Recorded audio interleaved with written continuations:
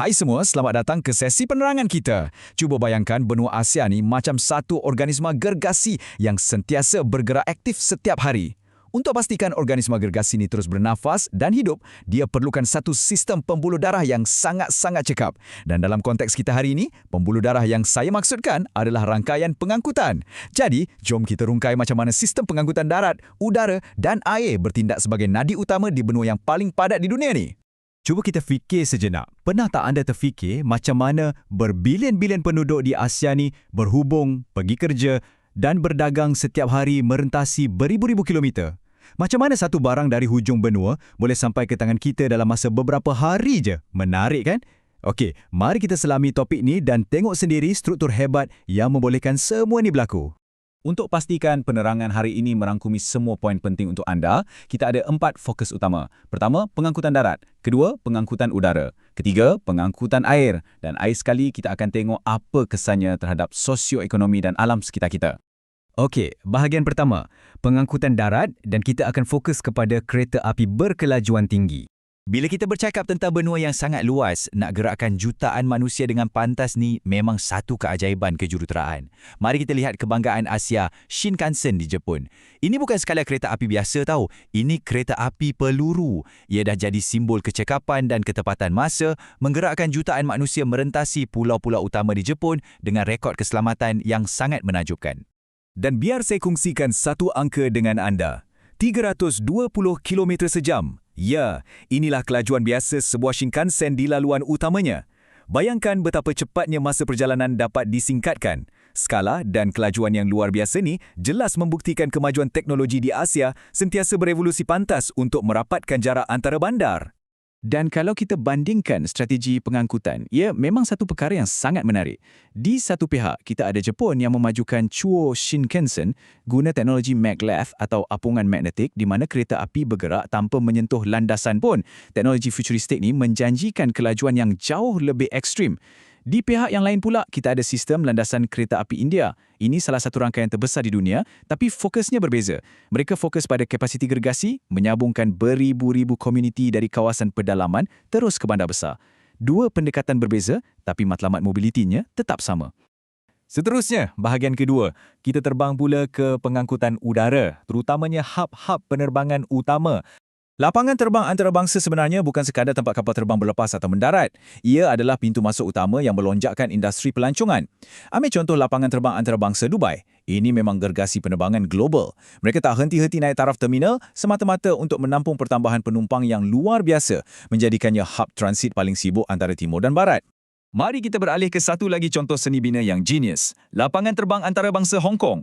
Di sebuah kota raya yang sangat padat dan ruang buminya terhad, kat mana mereka nak bina padang terbang yang besar? Jawapannya, di atas laut. Tapak lapangan terbang ni wujud hasil penambakan laut. Ini adalah bukti nyata macam mana jurutera kita di Asia berfikir di luar kotak untuk atasi kekangan geografi demi kelangsungan ekonomi. Nak tahu bukti kejayaannya?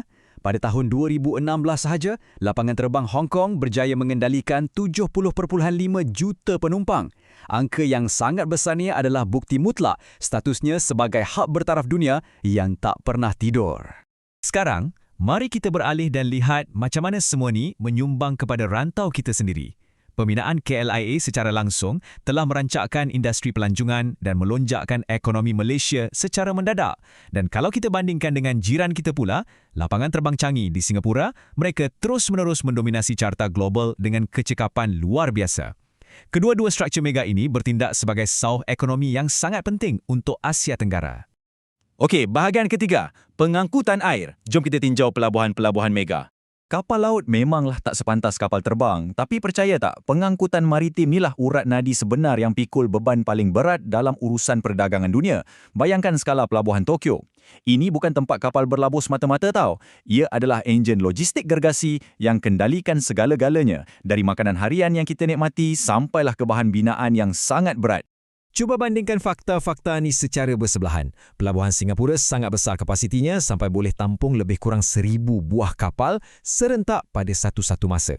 Pelabuhan Hong Kong pula terkenal sebab kedudukan teluk semula jadinya lindungi kapal dari bencana alam, jadikan operasinya sangat efisien. Kat Malaysia pula, kita ada Pelabuhan Klang dan Pelabuhan Tanjung Pelepas yang mainkan peranan utama untuk mudahkan segala urusan import-eksport kita.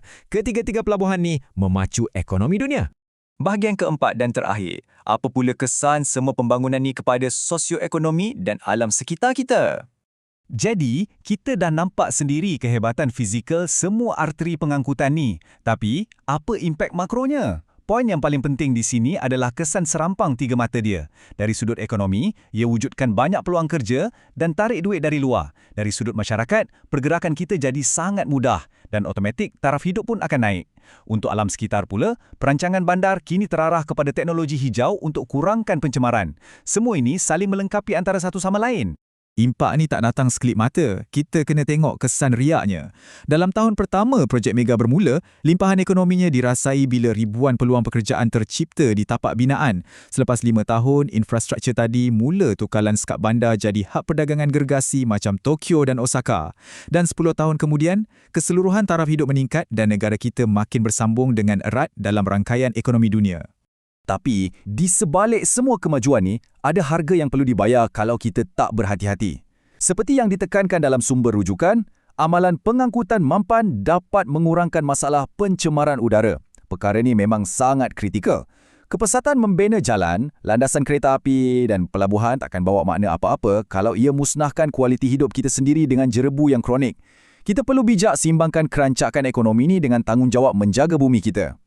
Kita dah pun tiba di penghujung sesi. Anda dah nampak kepantasan maglev Jepun, kapasiti luar biasa pelabuhan Singapura dan betapa jeniusnya pembinaan lapangan terbang Hong Kong. Tapi memandangkan Asia terus jadi makin padat dan cabaran perubahan iklim pun makin merisaukan, saya nak tinggalkan satu soalan untuk anda renungkan.